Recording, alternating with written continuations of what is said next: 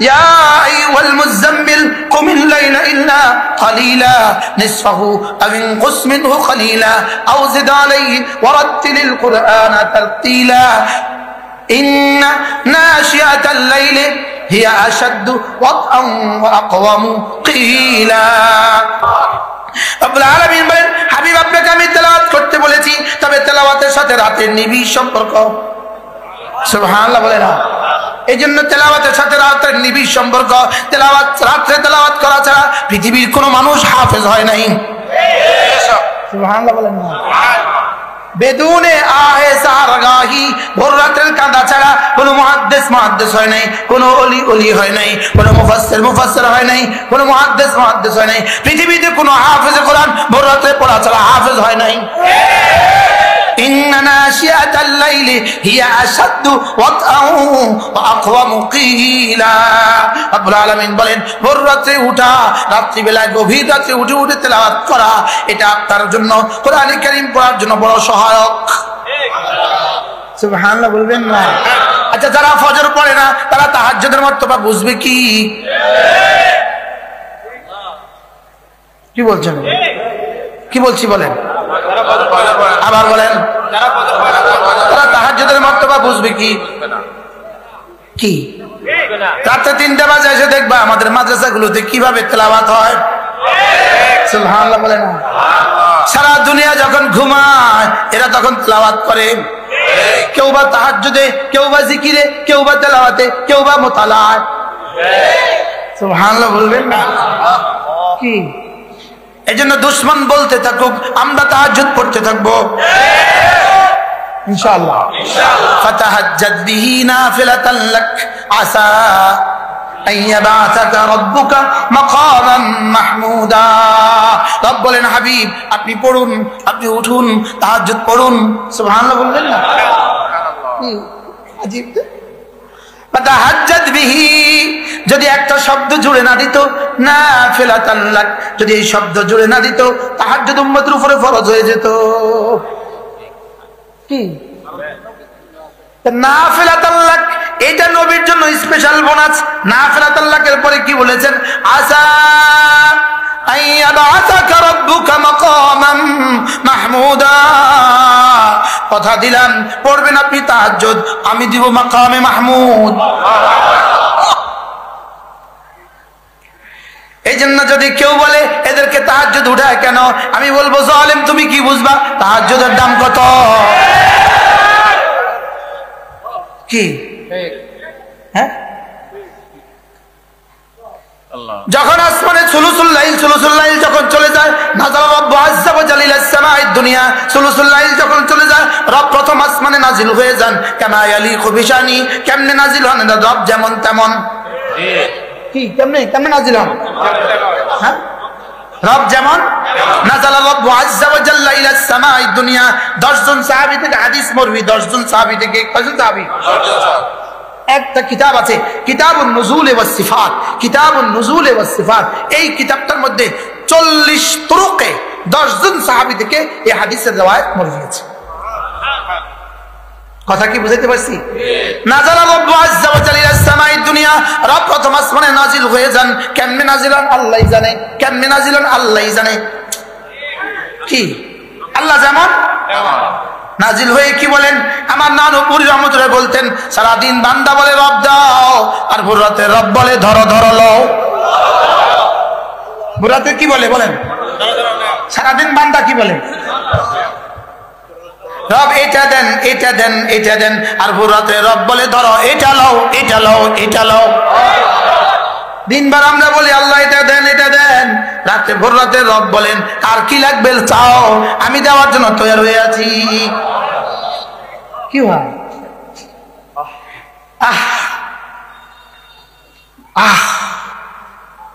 মন চায় বলি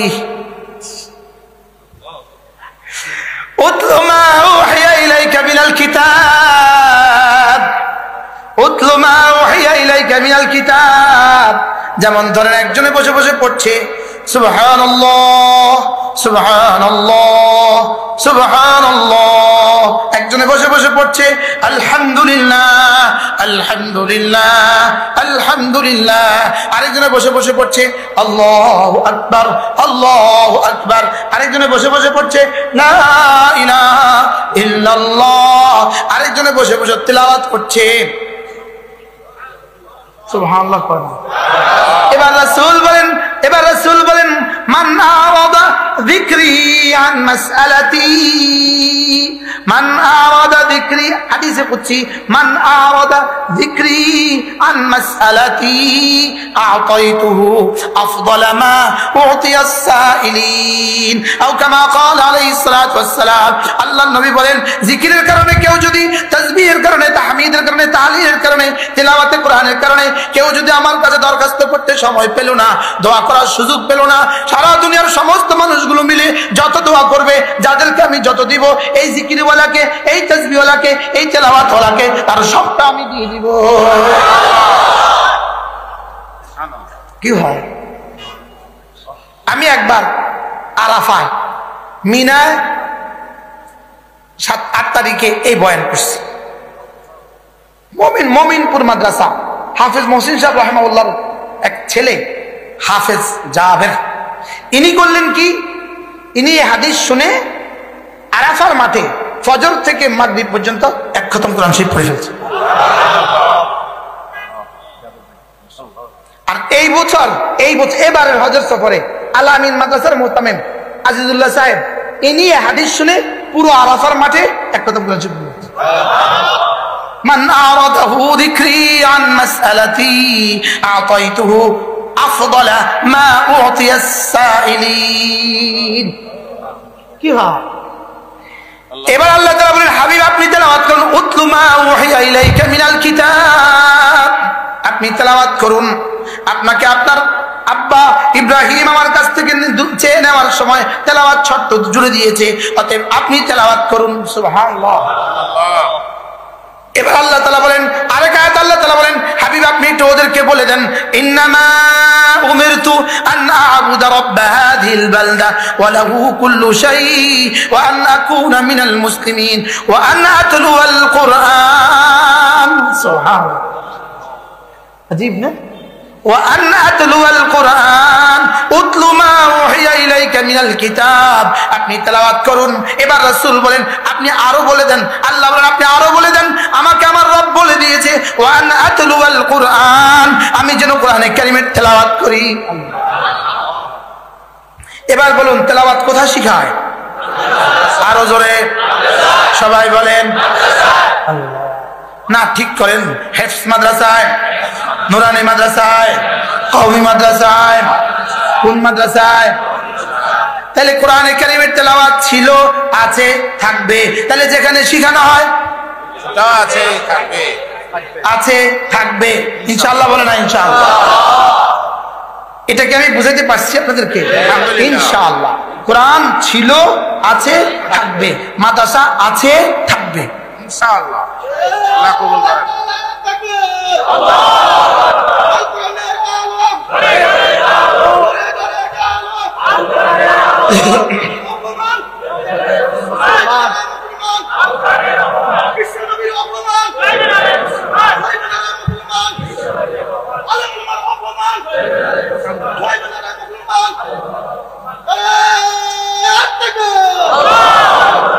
বস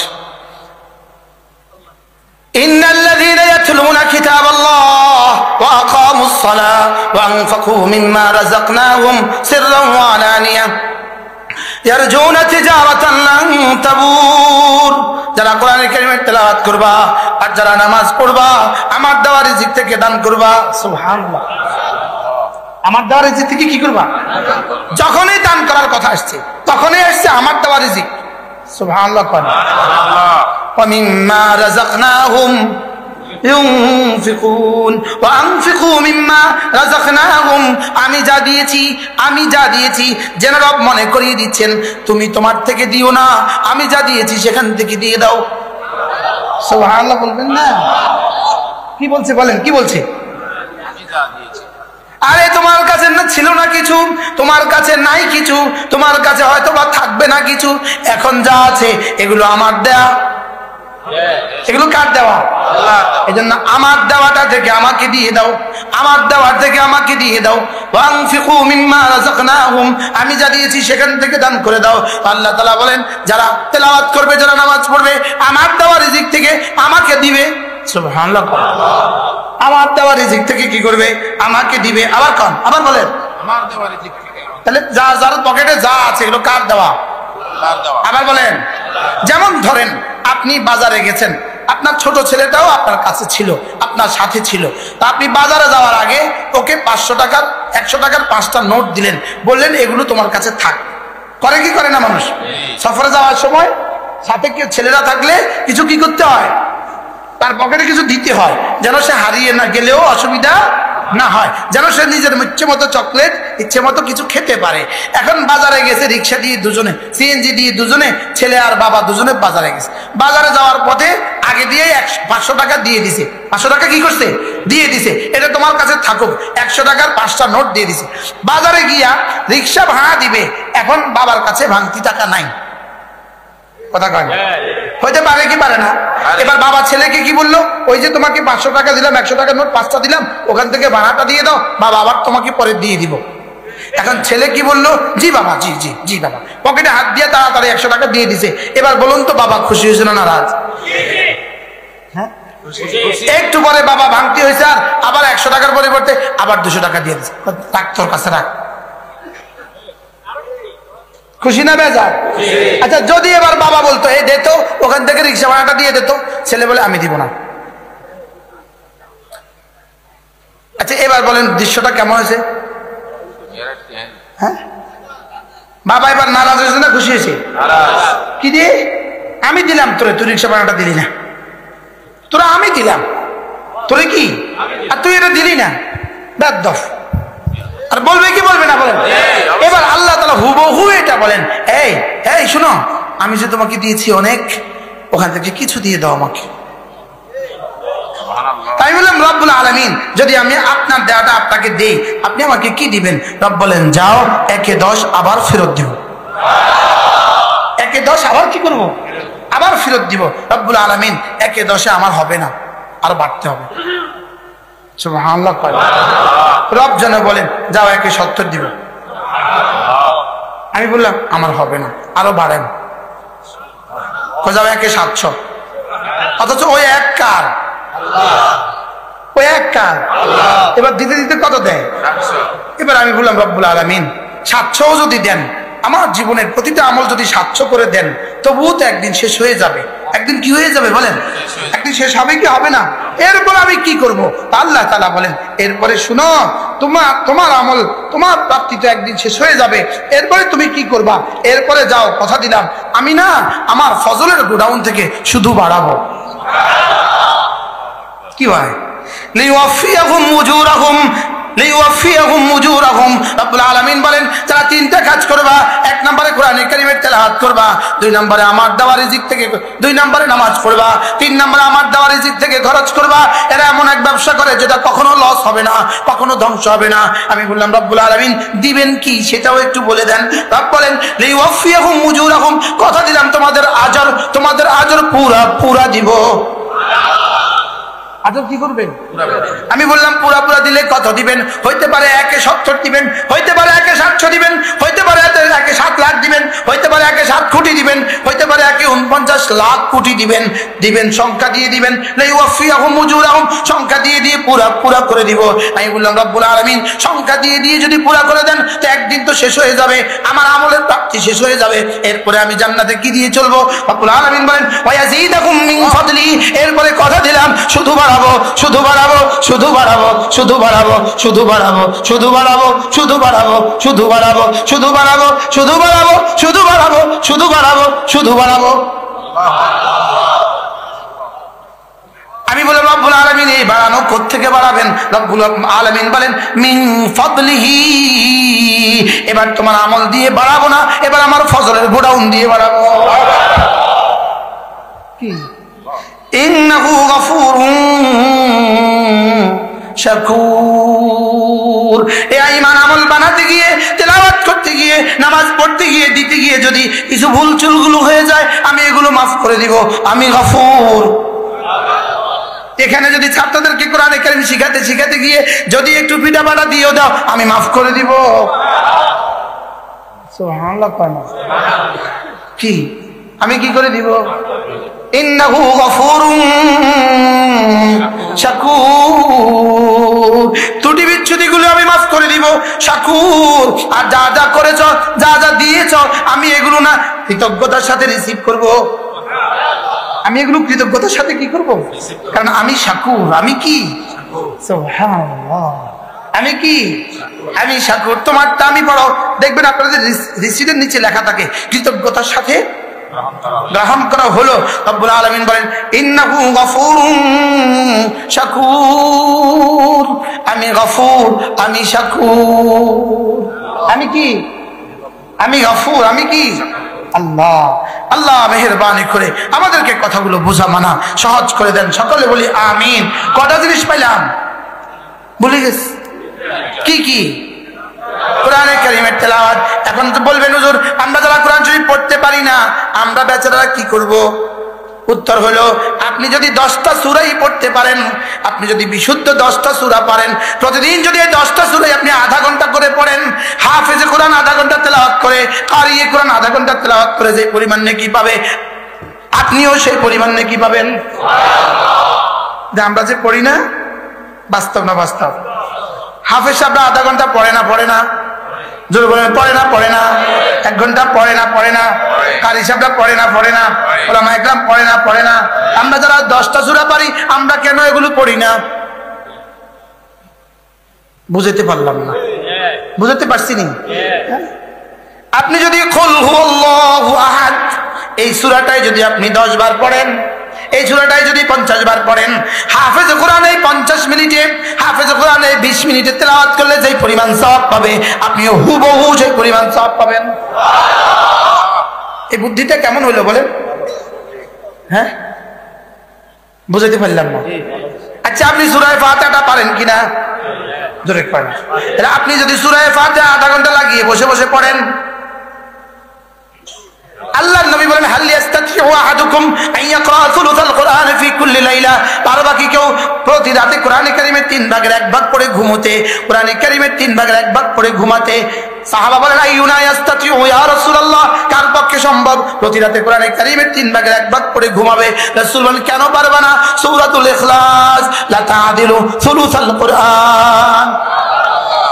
সূরা ইখলাস কোরআনে কারীমের 3 ভাগের 1 ভাগ প্রতি রাতে ঘুমাবার সময় পড়বো। বলেন ইনশাআল্লাহ।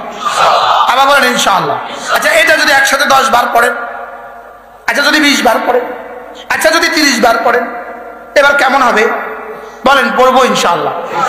একজন বলেন কে কয়বার করে পড়বেন? কয়বার? জি হ্যাঁ, কতবার? আরে হাদিসে আল্লাহর নবী বলেন মান ক্রা সূরাতুল ইখলাস 10 মাররা বানাল্লাহু লাহু বাইতান ফিল জান্নাহ। যে সূরা ইখলাস 10 বার পড়বা, আল্লাহ তাআলা তার জন্য জান্নাতে একটা ঘর বানাবে। 20 বার পড়লে 2টো ঘর, 30 বার পড়লে 3টা ঘর, 40 বার পড়লে 4টা ঘর। হয়তো ওমর বলে ফেললেন ইদান নাস্তাগফিরু ইয়া রাসূলুল্লাহ, আমি তাইলে অনেকগুলো বানাবো। এবার রাসূল বলেন আল্লাহু আতয়াবু ওয়া আকসার। ওমর পড়তে পড়তে তুমি ক্লান্ত হবা, রব দিতে দিতে কখনো ক্লান্ত হবেন না। পড়বো তো ইনশাআল্লাহ। কুল হুয়াল্লাহু আহাদ আল্লাহুস সামাদ লাম ইয়ালিদ ওয়া লাম ইউলাদ ওয়া লাম ইয়াকুন লাহু কুফুয়ান আহাদ। একজন সাহাবীকে রাসূল মসজিদে কুবার ইমাম বানিয়েছেন। ওই সাহাবী মাগরিবের নামাজের পরে সূরা ফাতিহার পরে সূরা মিলিয়ে আবার পড়ে সূরা ইখলাস, এশাতে আবার সূরা মিলিয়ে আবার পড়ে সূরা ইখলাস, ফজরে আবার পড়ে সূরা ইখলাস, প্রতিদিন সূরা ইখলাস। সাহাবা একরাম গিয়ে জিজ্ঞেস করলেন ইয়া রাসূলুল্লাহ, আপনার এই সাহাবী প্রতি রাতে সূরা ইখলাস পড়ে, প্রতি রাকাত নামাজে সূরা ইখলাস পড়ে। রাসূল বলেন তাকে গিয়ে জিজ্ঞেস করো তিনি কেন পড়ছেন। এবার সাহাবা একরাম গিয়ে জিজ্ঞেস করলেন আপনি কেন প্রতি রাকাতে সূরা ইখলাস পড়ছেন? তিনি বললেন ইন্নী উহিব্বুহা, আমি এই সূরাটাকে বড় ভালোবাসি। আল্লাহ। এবার সাহাবী বললেন, সাহাবীরা জিজ্ঞেস করলেন আপনি এই সূরাটাকে কেন ভালোবাসেন? এবার বললেন লিআন্না ফিহা আওসাফুর রহমান, কারণ এই সূরার মধ্যে আমার রব শুধুই নিজের কথা বলেছেন। এবার রাসূল বলেন তাকে গিয়ে সুসংবাদ শোনাও, ইন্না হুব্বাকা ইয়াহা ইউদখিলুকাল জান্নাহ। এই সূরার ভালোবাসা তোমাকে জান্নাতে পৌঁছিয়ে দিবে। পড়বো তো? আল্লাহ নবী বলেন কোন মানুষ যদি ফজরের নামাজের পরে 3 বার সূরা ইখলাস পড়ে, 3 বার সূরা ফালাক পড়ে, 3 বার সূরা নাস পড়ে, ফজরের পরে 3 বার 3 বার 3 বার, মাগরিবের পরে 3 বার 3 বার 3 বার, রাসূল বলেন কথা দিলাম তুকফিকা মিন কুল্লি শাই, তোমার জন্য যথেষ্ট হবে। পড়বো তো? ইন্নাল্লাযীনা ইয়াতলুনা কিতাবাল্লাহ ওয়া আকামুস সালাহ। আরো মজার বিষয় হলো আমি গায়রে হাফেজ, আমি দেখে দেখে পড়তে ওযু লাগে। হাফেজদের মুখস্থ পড়তে ওযু লাগবে না, আপনারও সূরা ইখলাস পড়তে ওযু লাগবে না। আরো মজার বিষয় হলো দাঁড়িয়ে দাঁড়িয়েও পড়তে পারবেন, বসে বসেও পড়তে পারবেন, শুয়ে শুয়েও পড়তে পারবেন, কাজ করতে করতেও পড়তে পারবেন। কবে পড়বেন? মওতের আগে না পরে? হ্যাঁ ইনশাআল্লাহ বলেন ইনশাআল্লাহ। প্রতিদিন এক তাসবিহ যদি সূরা ইখলাস পড়েন কেমন হবে? আমার লাগে 15 মিনিট। আলহামদুলিল্লাহ, আমার লাগে কত মিনিট? 15 মিনিটে আমি 100 বার পারি। আলহামদুলিল্লাহ। সূরা ফাতিহা যদি প্রতিদিন এক তাসবিহ পড়েন কেমন হবে? হায় উম্মাহ, হায় মোবাইলে সব ধ্বংস করে দিয়েছে জীবনকে, আর চার দোকানে গজব করে দিয়েছে জীবনকে, ঠিক না? আল্লাহ মেহেরবানি করে আমাদেরকে তৌফিক দান করেন। তাহলে এই মাদ্রাসাকে ভালোবাসবো তো ইনশাআল্লাহ। মাদ্রাসা ভালোবাসতে হয় 3 জিনিস দিয়ে। কয় জিনিস? 1 নাম্বার দোয়া, 2 নাম্বার মাল, 3 নাম্বার সন্তান। সুবহানাল্লাহ। কয় জিনিস দিয়ে?